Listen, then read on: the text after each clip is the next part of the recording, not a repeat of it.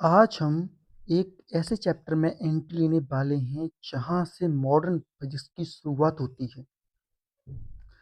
एक सिंपल सवाल, अगर एटम इतना छोटा है तो हम कैसे जानते हैं कि उसके अंदर क्या हो रहा है? कल्पना करो, माइक्रोस्कोपिक सोलर सिस्टम की बीच में एक न्यूक्लियस और उसके अराउंड घूमते हुए इलेक्ट्रॉन्स, बिल्कुल प्लैनेट की तरह। लेकिन कहानी इतनी सिंपल नहीं है। Thomson plum pudding model.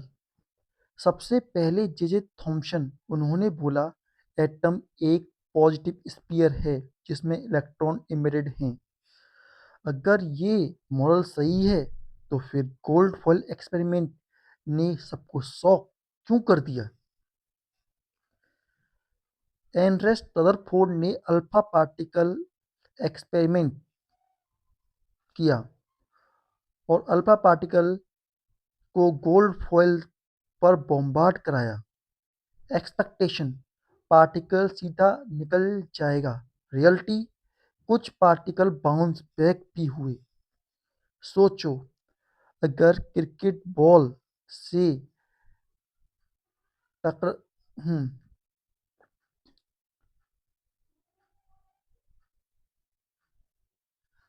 सोचो, अगर क्रिकेट बॉल से टकरा के वापस आ जाए,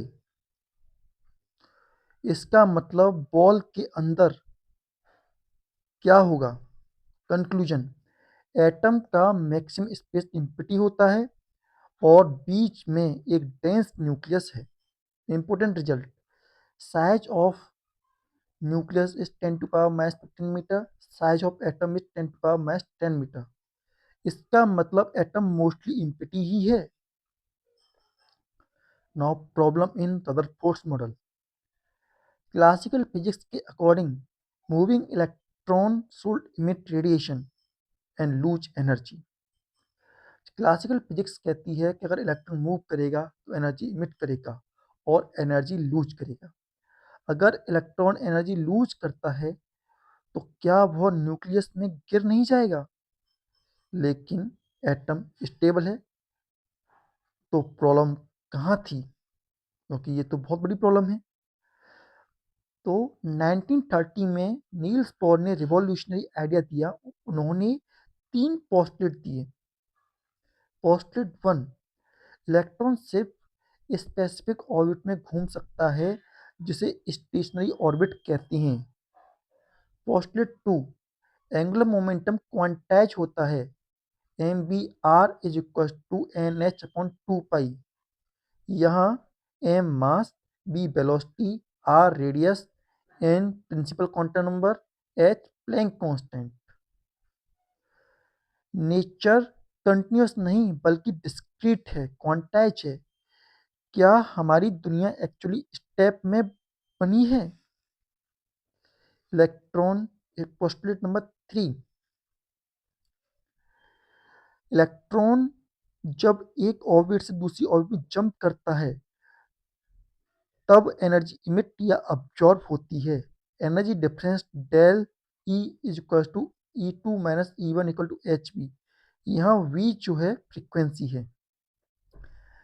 energy of nth orbit E N equal to negative 13.6 upon N square electron volt. ये सिर्फ हाइड्रोजन एटम के लिए वैलिड है।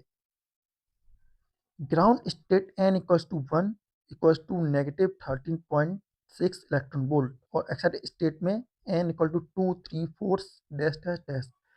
नेगेटिव साइन हमें दिखाता है कि जो ये इलेक्ट्रॉन है ये बाउंडेड हैं, इनमें अट्रैक्टिव फोर्स लग रही है, दैट इज स्ट्रॉन्ग फोर्स। अगर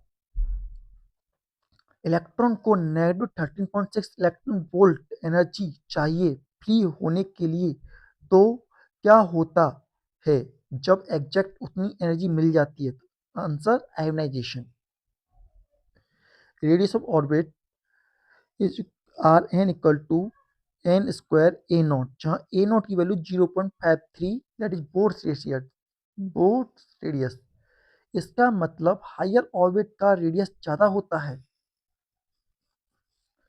now atomic spectra. Hydrogen atom जब एनर्जी अब्जॉर्ब करता है तो इलेक्ट्रॉन ऊपर जंप करता है। क्या बोला हमने? हाइड्रोजन एटम जब एनर्जी अब्जॉर्ब करता है तो इलेक्ट्रॉन ऊपर जंप करता है, वापस आते वक्त स्पेसिफिक वेवलेंथ इमिट करता है। हर एलिमेंट का अपना फिंगरप्रिंट होता है। क्या लाइट भी फिंगरप्रिंट हो सकती है? इससे कहते हैं लाइट स्पेक्ट्रम और line spectrum. Hydrogen spectrum series, Lyman series transition to N1 from ultraviolet region.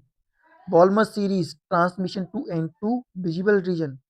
Transmission Paschen series transmission to N3 infrared region.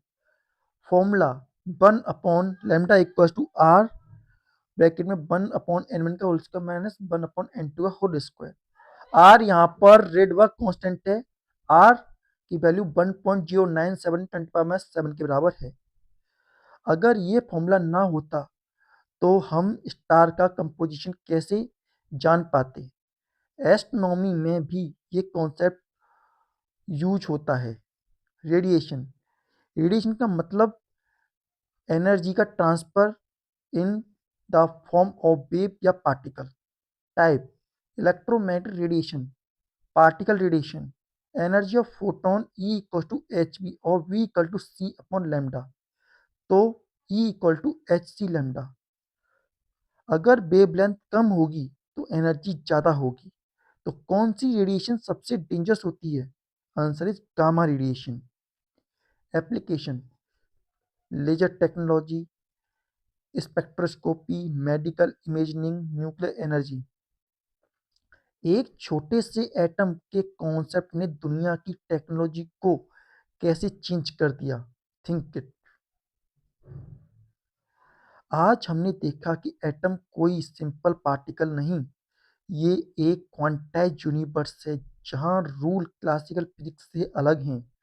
Next time जब आप लाइट देखो या रेनबो देखो या लाइट स्काई या स्टार देखें, याद रखना हर कलर एक एटॉमिक ट्रांजिशन की कहानी सुना रहा है।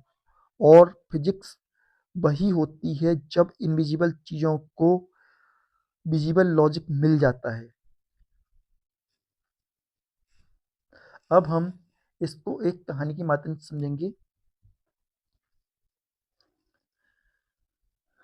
एक दिन पूरी यूनिवर्स ने मीटिंग बुलाई। बिग बैंग के बाद सब चीज़ें सेटल हो रही थीं, गैलेक्सीज, स्टार, प्लैनेट और एक छोटा सा प्लैनेट अर्थ भी। लेकिन अर्थ पर एक प्रॉब्लम थी। ह्यूमन नाम का स्पीसीज कंफ्यूज था।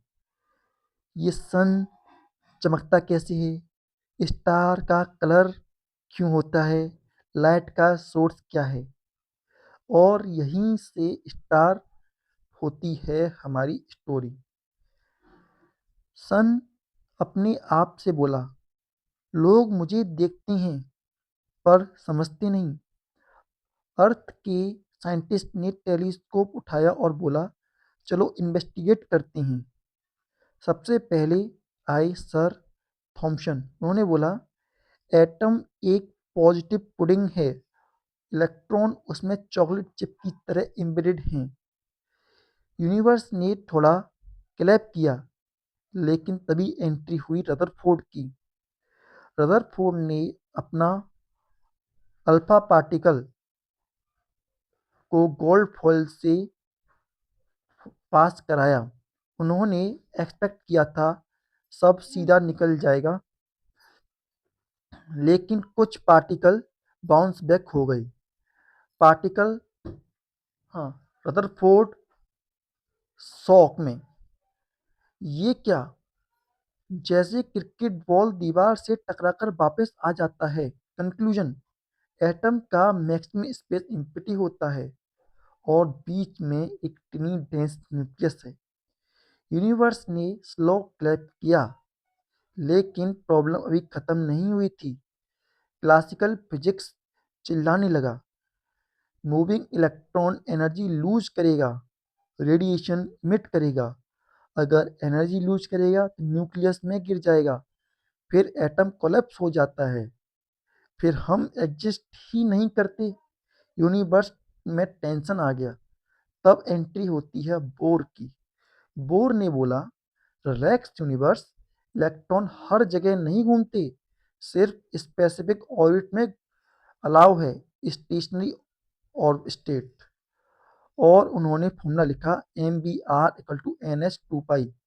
सब साइंटिस्ट कंफ्यूज। बोर बोले, नेचर कंटिन्यूस नहीं, क्वांटाइज है। मतलब स्टेयरकेस की तरह स्टेप में एनर्जी होती है। इलेक्ट्रॉन सिर्फ जंप कर सकता है, स्मूथ स्लाइड नहीं। यूनिवर्स इम्प्रेस हो गया। जब इलेक्ट्रॉन हाई ऑर्बिट में जंप करता है, एनर्जी अब्जॉर्ब करता है। जब नीचे आता है तो फोटोन इमिट करता है। एनर्जी रिलेशन डेल E equal to H b, तो E equal to s c lambda, इसलिए मैं चमकता हूँ। हाइड्रोजन ने बोला, मेरा फिंगरप्रिंट भी है। साइंटिस्ट बोले, फिंगरप्रिंट? हाइड्रोजन ने अपना स्पेक्ट्रम सीरियल दिखाया, Lyman series ultraviolet region, Balmer series visible region, Paschen series infrared region. और फॉर्मूला 1/लैम्डा इक्वल टू आर 1/n1 का होल स्क्वायर माइनस 1/n2 का होल स्क्वायर। आर जो है रिडबर्ग कांस्टेंट है। यूनिवर्स ने कहा, वो हर एलिमेंट का अपना लाइट सिग्नेचर है। एस्ट्रोनॉमर्स ने स्टार की लाइट देखी, बाल्मर लाइन आइडेंटिफाई की। उन्होंने बोला, ये स्टार हाइड्रोजन से बना है। सन प्राउडली साइन करने लगा। ह्यूमन ने कहा, अब हम यूनिवर्स को समझ सकते हैं। इलेक्ट्रॉन ग्राउंड स्टेट में था, एनर्जी -13.6 इलेक्ट्रॉन वोल्ट। इलेक्ट्रॉन बोला, मुझे फ्री होना है। यूनिवर्स बोला, ठीक है, 30.6 इलेक्ट्रॉन वोल्ट एनर्जी दो। जैसे ही एनर्जी मिली, इलेक्ट्रॉन फ्री हो गया। इस प्रोसेस को कहते हैं आयनाइजेशन। रेडिएशन के टाइप। यूनिवर्स ने क्लास ली, रेडिएशन दो प्रकार के होते हैं, इलेक्ट्रोमैग्नेटिक रेडिएशन और पार्टिकल रेडिएशन। गामा रे सबसे डेंजरस, क्यों? क्योंकि इसकी वेवलेंथ सबसे कम तो एनर्जी सबसे ज्यादा, और energy inversely proportional to lambda.